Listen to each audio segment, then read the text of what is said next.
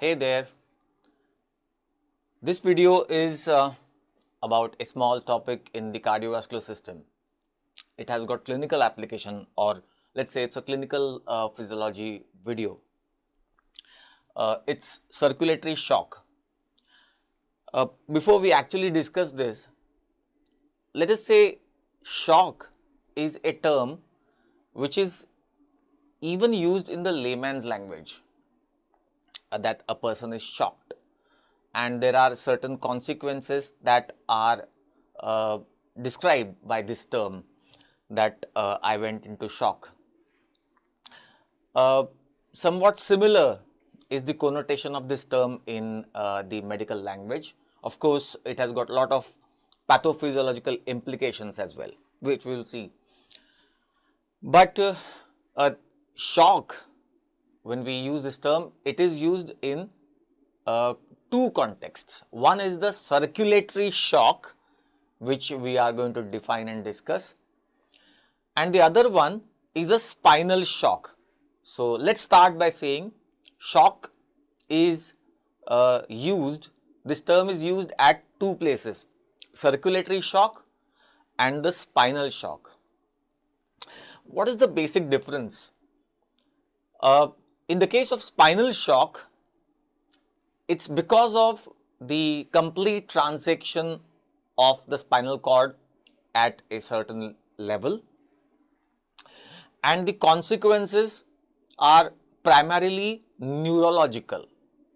That is, there may not be impulse transmission through the spinal cord, there may not be movements possible below the level of lesion, and so on and so forth. So, primary consequences in the case of spinal shock, they are neurological, and the visceral functions will be affected because of the spinal shock condition. So neurological manifestations and visceral functions affected. That's spinal shock. So far as the circulatory shock is concerned, it's the cardiovascular system which is affected primarily. So cardiac output, blood pressure, they decrease, and other consequences follow. So just to have a clear-cut idea about spinal shock, where there is lesion of the spinal cord, and circulatory shock, where the cardiovascular system functioning is primarily affected, and there are consequences that follow. Right. So let's define shock. And before we actually start this, I'm going to discuss this in three sections. Types of shock we will discuss, then stages of shock, and then physiological basis of management of the shock. So let's first define the circulatory shock. Generalized inadequate blood flow through the body. Now, because of this inadequate blood flow, there would be decreased oxygen supply to the tissues and organs, and therefore there would be depressed or damaged functioning of the tissues and organs. That is how circulatory shock is described. So hypoperfusion of the tissues and organs, resulting in their depressed functioning. That's the circulatory shock. Why does this happen? It happens because of reduced cardiac output or reduced blood pressure, or both. There is a decrease in cardiac output, decrease in blood pressure, and therefore there is a reduced blood supply to tissues and organs. That is, but of course, it's drastically reduced. It's not as if some reduction, but drastically reduced oxygen supply is the consequence of this circulatory shock. So let's move on and see the types of shock.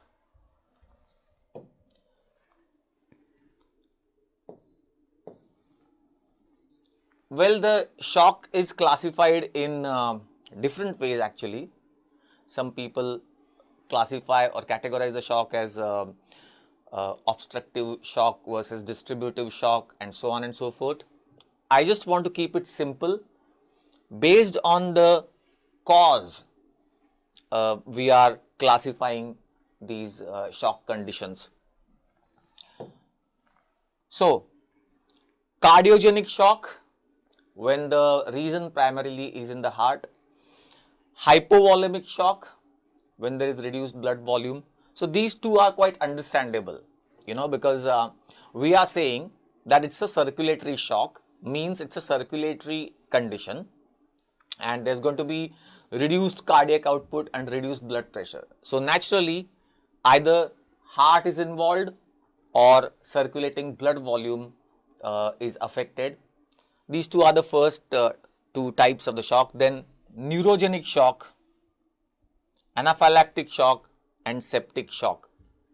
So, these are the 5 important or major types of the shock. Let's look at them one by one. Cardiogenic shock. Naturally, there is a decreased cardiac output that happens in the circulatory shock. So, it's quite obvious that heart and its functioning is depressed and therefore resulting in the shock condition. That's quite logical. So, cardiac activity is severely affected. What are the conditions? Myocardial infarction. Some part of the myocardium is not getting the blood supply and therefore muscle is damaged. Therefore, the pump, heart as a pump, goes on failing, or rather I would say its capacity decreases to pump out the stroke volume, and therefore cardiac output goes on decreasing. Congestive cardiac failure.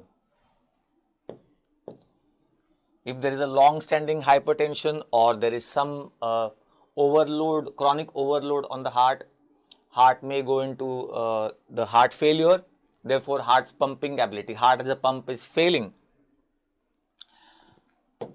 Arrhythmias. If there is a rhythm disturbance, normally there is a proper rhythm of the heart, that it receives blood and then it pumps it forward.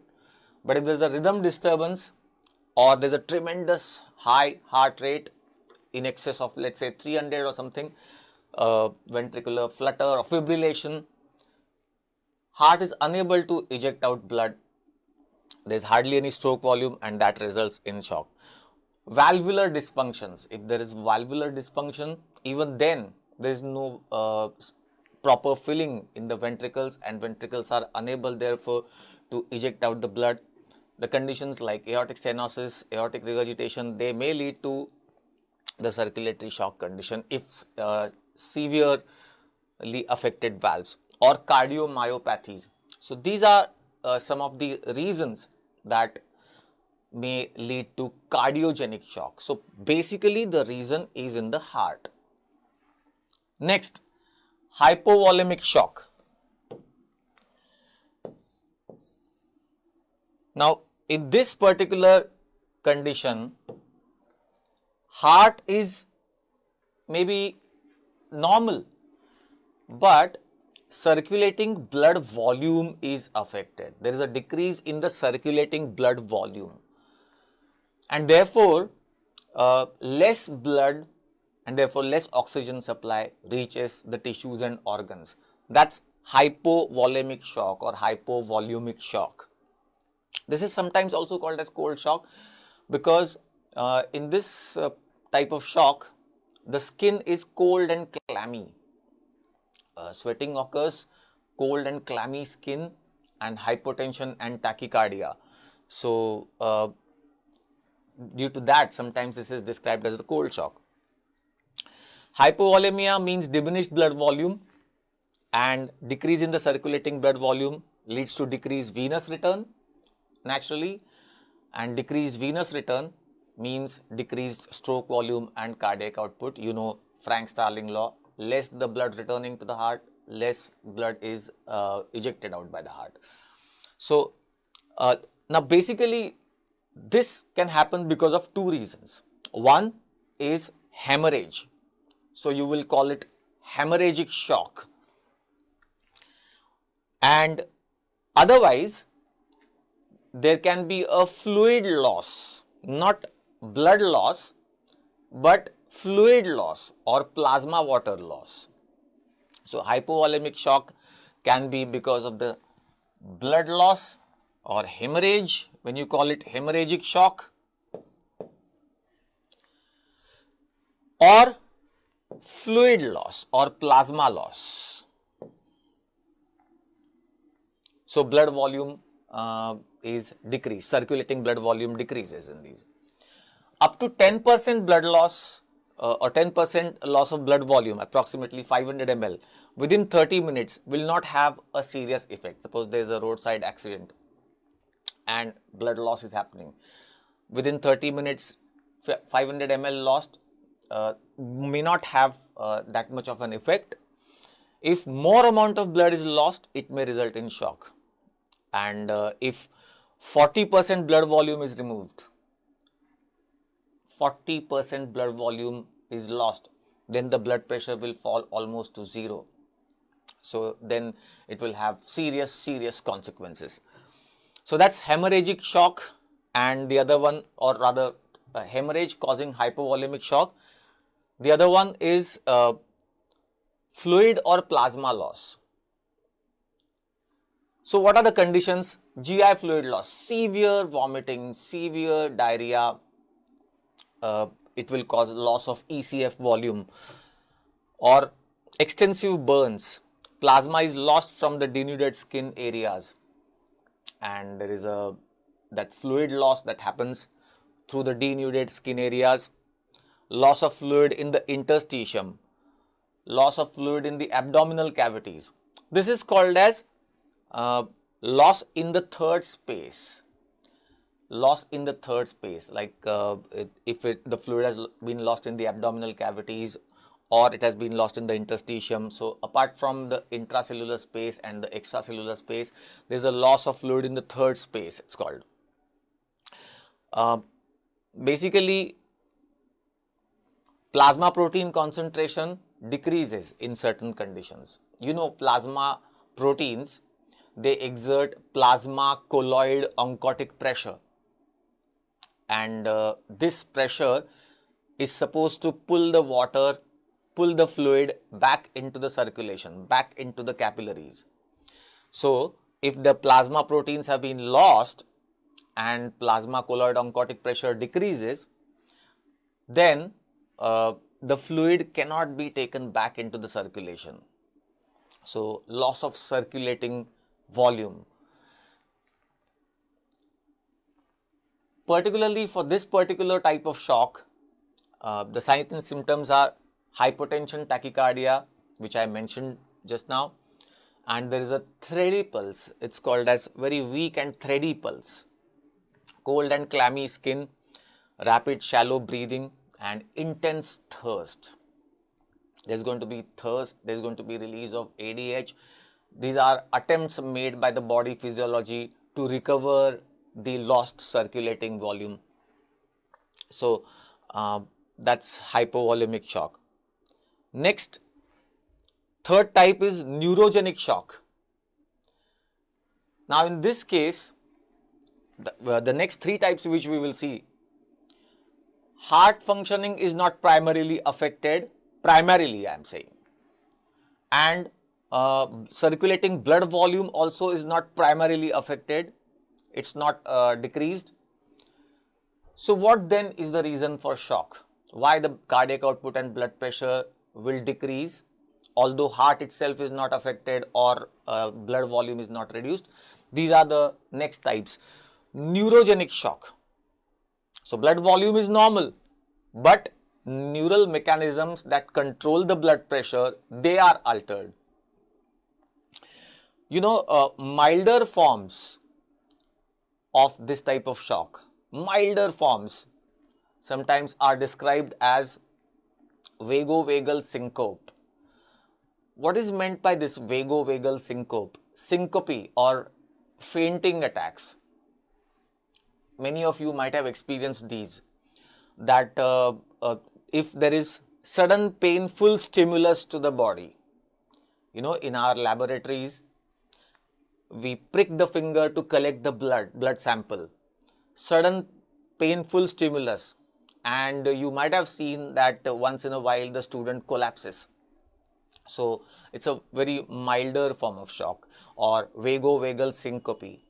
What happens is, because of that painful stimulus, and either it could be a physical pain or some emotional sudden trauma, sudden emotional disturbance also can lead to that vagovagal syncope, milder form.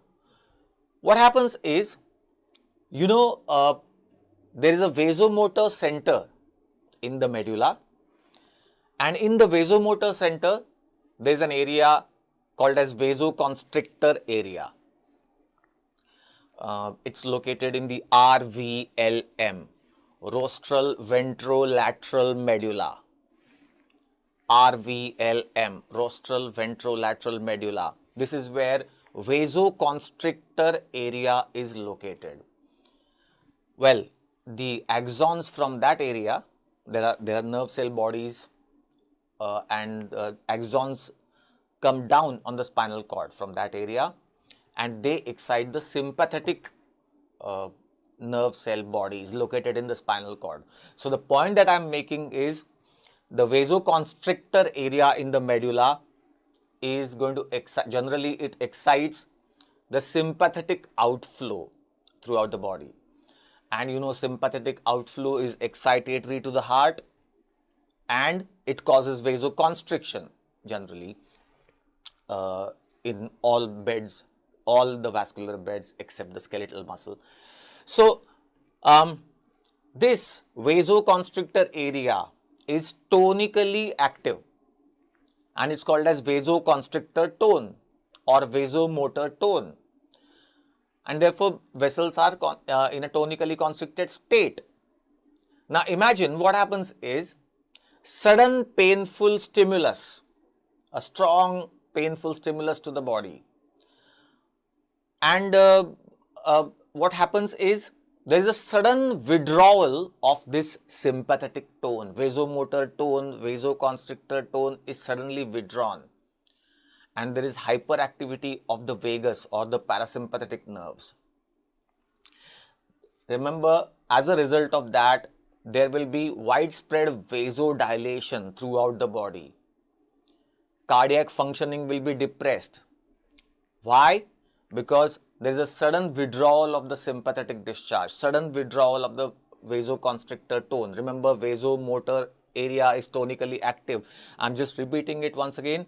Vasomotor area in the medulla is tonically active, and tonically active means vasoconstrictor area is continuously sending discharges on the spinal cord, and sympathetic discharge is there. Tonic discharge, it causes vessels to remain in constricted state. If this tonic discharge is suddenly withdrawn and parasympathetic nerves fire suddenly, so again vagus is involved. In the milder form, I mentioned vagovagal syncope, withdrawal of the sympathetic tone and excess firing of the vagus, parasympathetic. So it will depress the functioning of the heart. That was a milder form. Then in the severe form, the blood pressure and cardiac output will drop tremendously. So vasodilation throughout the body, and what happens is, the blood is pooled in the lower extremities. There is pooling of blood in the veins of the lower limbs because of this vasodilation. So what will happen? Venous return to the heart will decrease. Blood has been accumulated, pooled into the lower limb veins. So venous return to the heart will decrease, and therefore stroke volume and cardiac output will decrease. Stroke volume, cardiac output, blood pressure, they will reduce dramatically. So that's the neurogenic shock.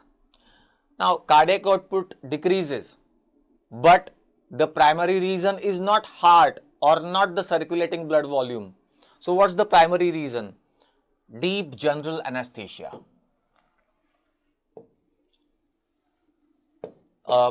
This may depress the vasomotor center, and as I said, vasoconstrictor tone will be depressed. Spinal anesthesia. This may block the sympathetic outflow from the spinal cord, or brain damage, let's say due to the concussion injury to the brain. These are some of the reasons of neurogenic shock. I mean, they will lead to neurogenic shock. Right. Let's see the next type of shock, anaphylactic shock. Anaphylactic shock. What is anaphylaxis? It's a severe systemic allergic reaction. I'm putting it in simpler terms. Anaphylaxis is a severe systemic allergic reaction. Look, we know the local allergic reactions. There's redness and all due to the release of histamine. Now, in certain conditions, certain stings by certain insects, it may lead to anaphylactic shock, severe systemic allergic reaction. Or if antibiotic injections, some of the antibiotics, if they are given in injectable forms, they can lead to anaphylactic shocks. Basically, what happens is the person is hypersensitive to that particular antigen. So when that antigen enters the bloodstream, there is antigen-antibody reaction, and it's going to release certain substances. The common one is histamine, of course. Otherwise, there are substances like SRSA, slow reacting substance of anaphylaxis, and so on and so forth. Basically, what happens is that when this substance entered the body, this antigen, it leads to the allergic reaction, systemic allergic reaction with release of histamine and other substances. And you know, histamine is a vasodilator. These substances which I mentioned, they are vasodilators. They dilate the vessels, and as a result of that, again, there will be pooling of blood in the lower limbs. Venous return to the heart will decrease. Blood pressure and cardiac output will decrease tremendously. I gave you the examples when would that happen. For example, with the antibiotic injection, such reaction may develop. Next type of shock is a septic shock, sometimes also called as warm shock. In this particular type of shock, I mean, this type is associated with fever, high grade fever with chills. So sometimes also called as warm shock. The septic shock, the name itself suggests that if there is a septicemia, either a bacteria or its toxin enters the circulation, and it's commonly seen with gram-negative infections. So it's sometimes called as endotoxic shock. Commonly seen with the gram-negative bacteria or gram-negative infections. When bacteria or its toxin enters the bloodstream, it may spread, it will spread throughout the body to many organs and tissues. It can depress the functioning of those organs and tissues. Plus, what happens is there is an inflammatory response. You know, if the gram-negative infection, there is a bacterial cell wall component called as LPS, so lipopolysaccharide, and this LPS triggers an inflammatory response. There is release of cytokines, and this causes fever. Plus, vascular endothelial cells lining the blood vessels, they also will respond to this, and they can trigger the coagulation cascade. You know already that endothelium is a smooth lining basically for the blood vessels, but if there is damage to those endothelial cells, they can trigger the coagulation cascade. So clotting will be initiated, and it will consume all the clotting factors, generally called as consumptive coagulopathy, that will result, or disseminated intravascular coagulation. Clotting factors are consumed and then there will be bleeding because there is no clotting factors to stop the bleeding. This type of shock may lead to death. It has got a very high mortality rate. So among all the types of shock that I have described so far, septic shock resulting from septicemia has got the highest, very high mortality rate. And the mentions, the reasons, I beg your pardon, reasons that I have mentioned: peritonitis resulting from rupture of the abdominal organs may lead to septicemic shock, or generalized gangrenous infection may spread via the bloodstream to various tissues. So what are the special features of septic shock? High grade fever, I've already mentioned it. Widespread vasodilation, but with a high cardiac output in many of the patients. So it's a warm shock and with a high cardiac output, because basically heart has not been affected. Heart can pump stronger and it can have a higher cardiac output, yet it can result in shock, peripheral pooling of the blood. So heart is trying to compensate for it and the cardiac output may even be high. But microclots in widespread areas of the body. So this should be understood. This contradiction, I mean, on one hand I said cardiac output and blood pressure is decreased, and that is when we call it circulatory shock. In this case, we are saying there may be a high cardiac output in some of the patients and yet we are calling it shock. So how is that? Now it's possible that the heart is contracting very strongly. It's associated with high grade fever, but then there are microclots in the circulation and therefore they will obstruct the blood flow to the organs and tissues. This is also called as I mentioned, DIC, disseminated intravascular coagulation. So widespread clots throughout the body, right? So these are some of the types of shock and the conditions that lead to those types of shock. And as I said, sometimes it can be also classified as hypovolemic shock, cardiogenic shock, and obstructive versus and distributive type of shock. Now let's come to the, let me just summarize what we did so far. We defined shock, that there is a hypoperfusion of the tissues and organs, reduced cardiac output, reduced blood pressure. 5 types we saw. First one was cardiogenic, heart pumping itself is affected, so reduced cardiac output. Hypovolemic, circulating blood volume has decreased. And then neurogenic, anaphylactic and septic shocks, and with the reasons which, the conditions that lead to those types. The next part is stages of shock.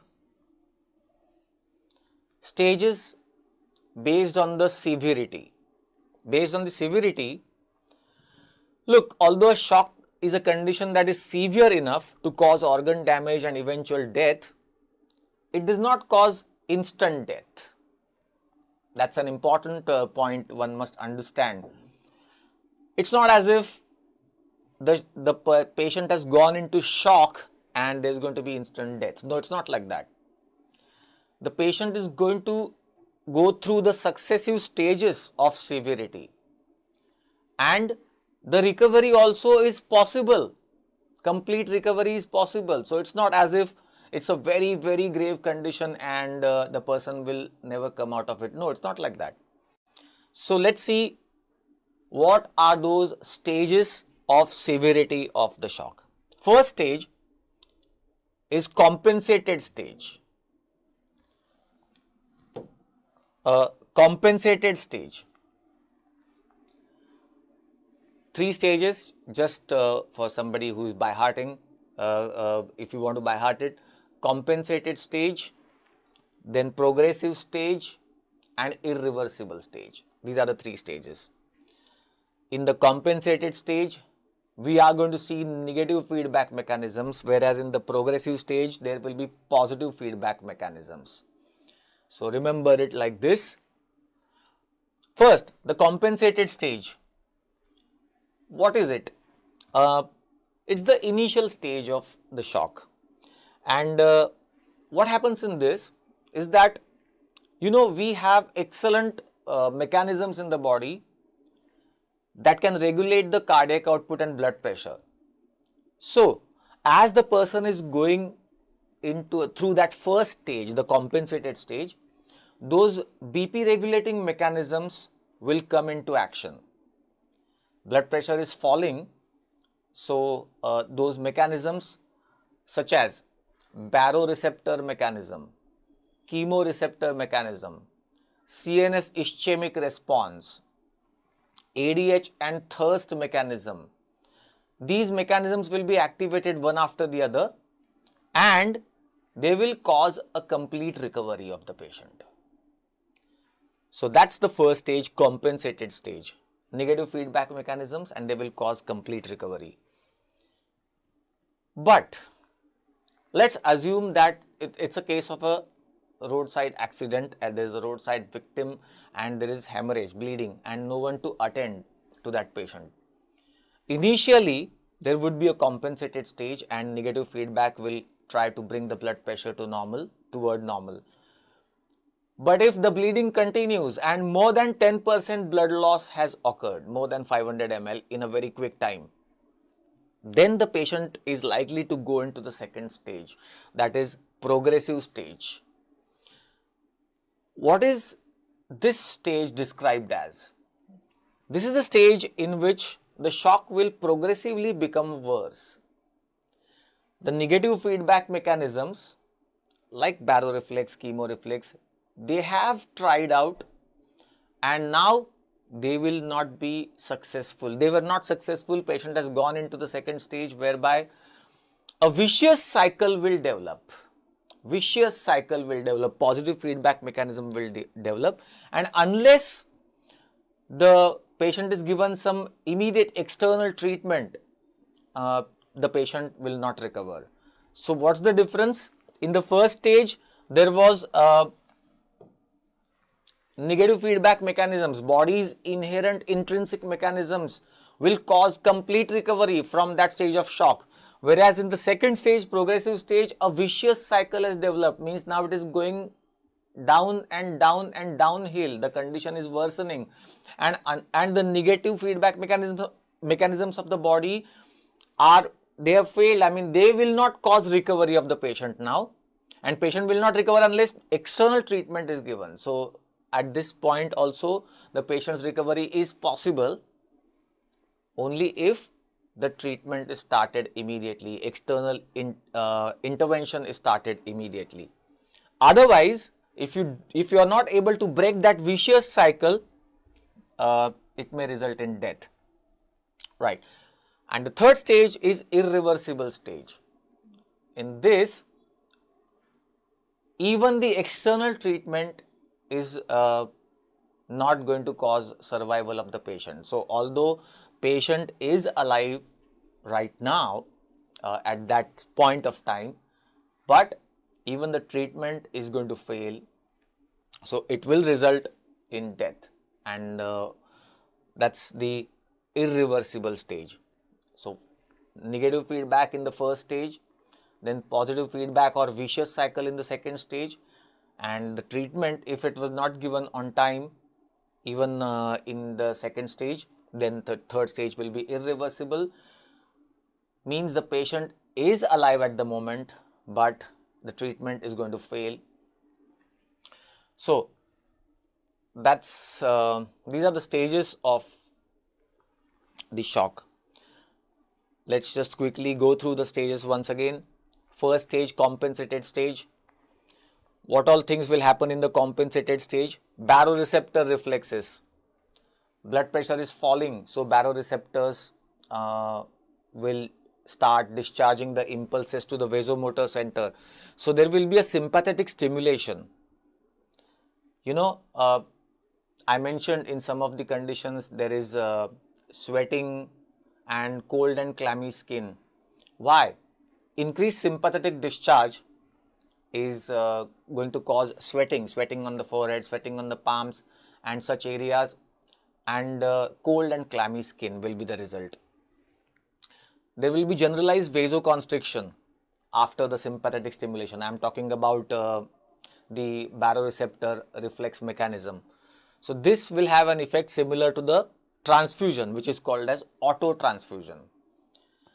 Look, we will give fluids, or we will give blood transfusion from outside, or this generalized vasoconstriction will have the effect of a transfusion.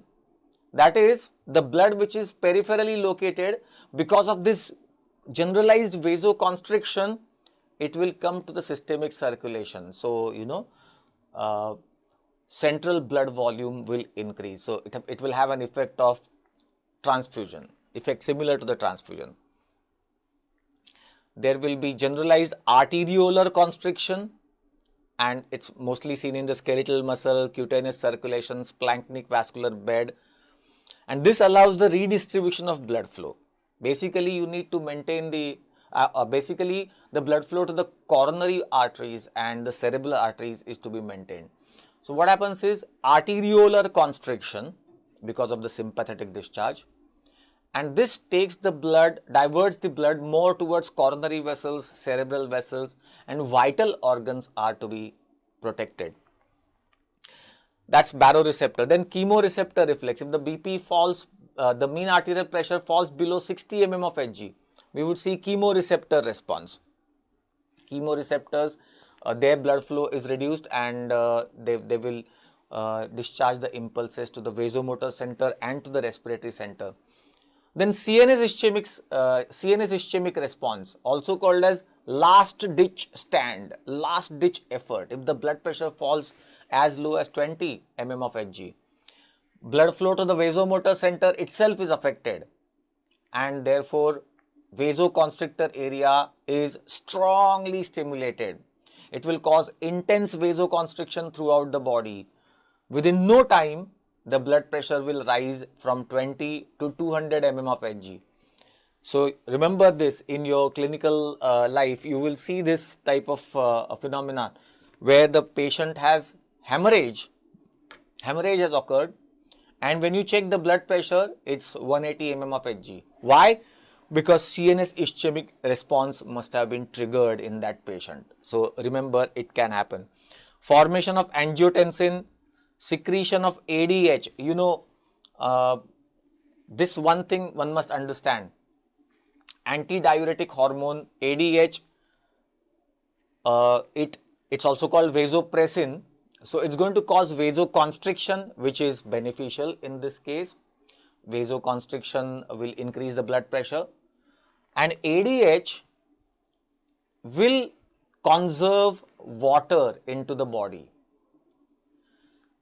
Now, one thing that needs to be understood here is primarily the job of the ADH is to regulate the plasma osmolality.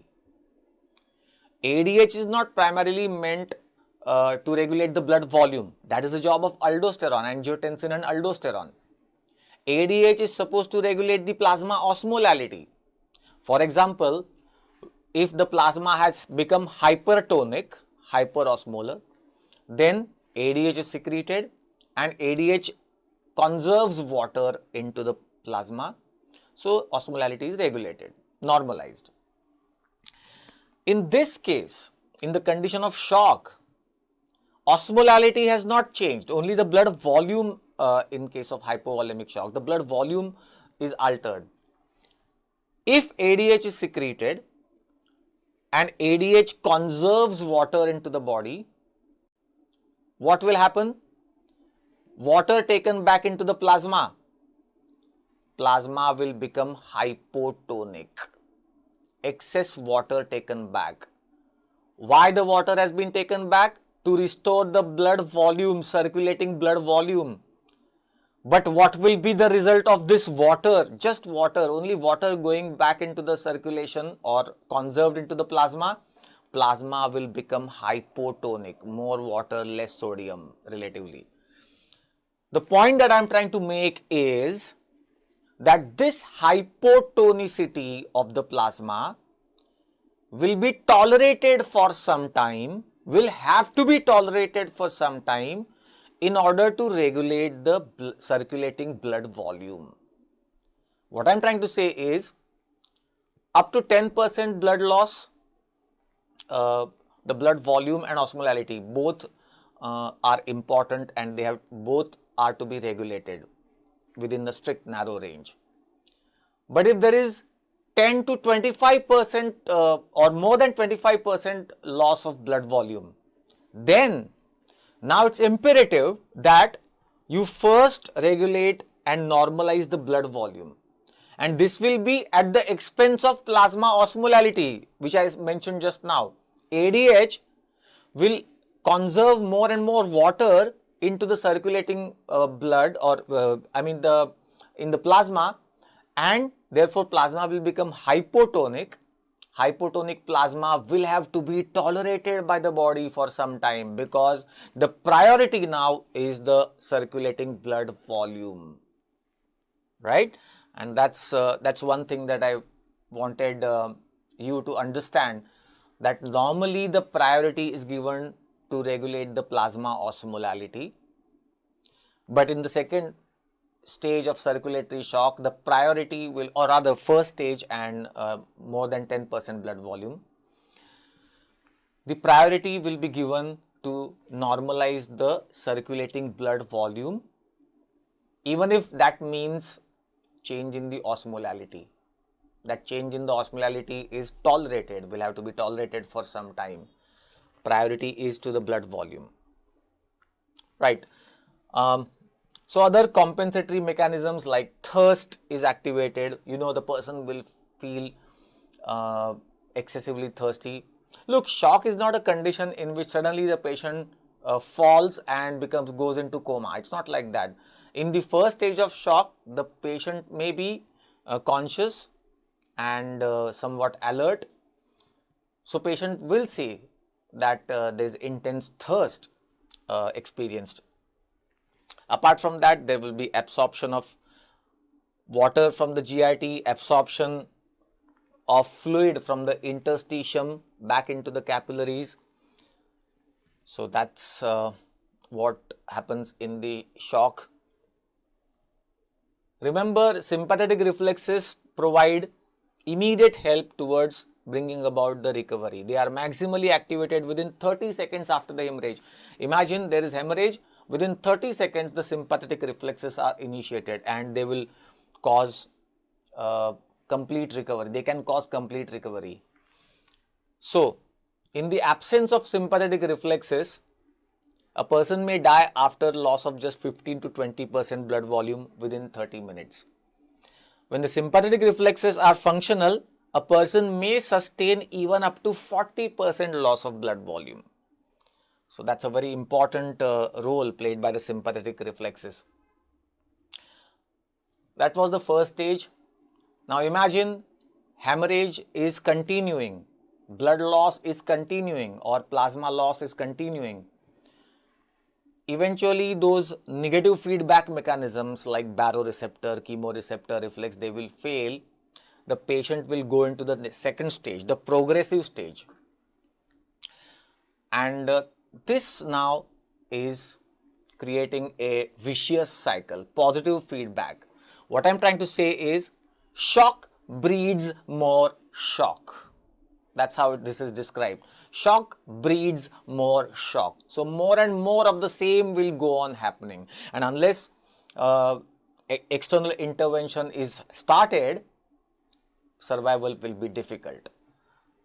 So a vicious cycle develops. Like cardiac depression. I mean, vasodilation has occurred. Blood has been pooled into the veins of the lower limb. So venous return to the heart decreases. Now, how the vicious cycle has developed? there is decreased venous return and there is decreased cardiac output, right? Decreased cardiac output means decreased blood flow in the coronaries, decreased coronary blood flow, because obviously it's dependent on the cardiac output. Decreased coronary blood flow means myocardium is depressed because it is receiving less blood flow now. And if the myocardium is depressed, it will be able to pump less amount of blood, therefore cardiac output further decreases. So more and more of the same will go on happening. Shock breeds more shock. That's how this positive feedback cycle has developed into the progressive stage. In the progressive stage, and it will have to be broken by external treatment. There will be vasomotor failure. Vasoconstrictor activity fails. So vasoconstriction is just not achievable. And progressively it will become worse and worse.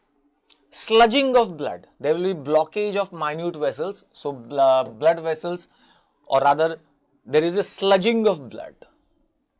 Blood flow in the small vessels is slowed down. Already there is reduced cardiac output. So blood flow slows down, particularly in the smaller vessels. And there are acidic products of cellular metabolism plus local blood agglutination. So together it leads to blockage of microvasculature, which is called as sludged blood. So further it will reduce the perfusion of the tissues and organs. Then release of the toxins by the ischemic tissue. A toxin called as endotoxin is released from the bacteria in the intestines, and this endotoxin will cause further cardiac depression, and eventually there is going to be generalized cellular deterioration. Eventually there will be generalized cellular deterioration. Widespread damage to the organs, particularly the liver, is affected. And finally, sodium potassium pump present in all cell membranes, its functioning is going to be affected. It will stop functioning. That will be the disaster. Sodium potassium pump is required everywhere. Almost all functions are dependent on it. So cells cannot pump out the sodium. If sodium potassium pump fails, sodium stays inside the cells, and by osmosis it will pull water into the cells. Cells will swell and will burst. Mitochondrial activity will be severely depressed, so ATP generation will be affected, and that's what happens. There is a decreased urinary output. There is a less blood flow to the kidneys and urinary output decreases. There will be oliguria. One of the important manifestations of the shock is oliguria. Remember, 500 ml over 24 hours, half liter over 24 hours is the obligatory urine output. That much is necessary to excrete the waste products. If it is less than that, 400 ml or less per day is called as oliguria, and 100 ml or less per day is called as anuria. So there will be oliguria and tissue necrosis in the severe shock, acidosis, as I mentioned, lack of oxygen. So anaerobic metabolism will ensue in the cells, acids will be released, and there will be acidosis. Irreversible stage of shock, this is the last stage. I mean, death is going to occur. All forms of external treatment also are not going to cause recovery of the patient. So patient has gone into irreversible stage. There is depletion of high energy phosphate, depletion of ATPs, depletion of high energy phosphates. So ATP is degraded completely. Finally, let's see the third part. We saw the types of shock, stages of shock, and now physiological basis of treatment. The golden hour is the hour before the irreversible stage sets in. So that's called as a golden hour. If there's a roadside victim, accident victim lying on the roadside, the hour immediately after the accident is the golden hour, golden period.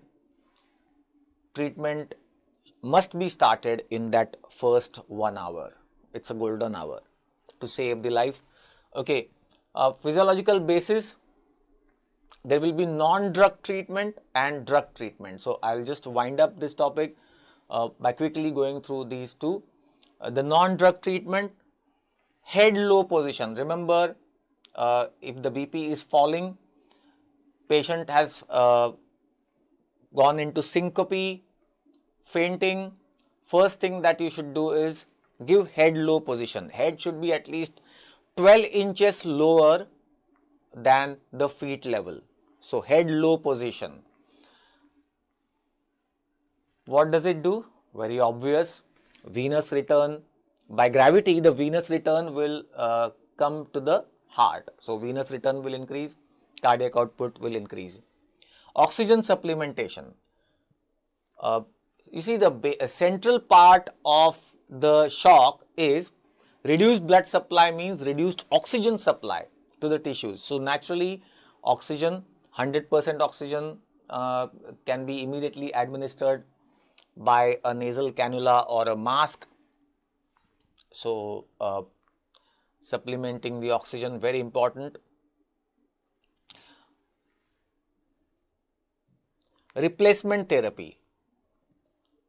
To replace the, we just saw the non-drug treatment, head low position, check for the airway, check for the circulation, you know, the ABC or in the emergency medicine. That's not the topic for this discussion, so I'm just brushing it aside for now. We will take the ABC when we discuss the emergency medicine. Here, non-drug treatment and then replacement therapy. If the blood volume has been lost, we would like to replace it. So intravenous fluids, saline or dextrose plus saline or Ringer lactate solution. Remember plasma expanders. Sometimes heart itself is compromised and you will not like to give lot of fluids in a short duration. So instead, we can give plasma expanders. What are plasma expanders?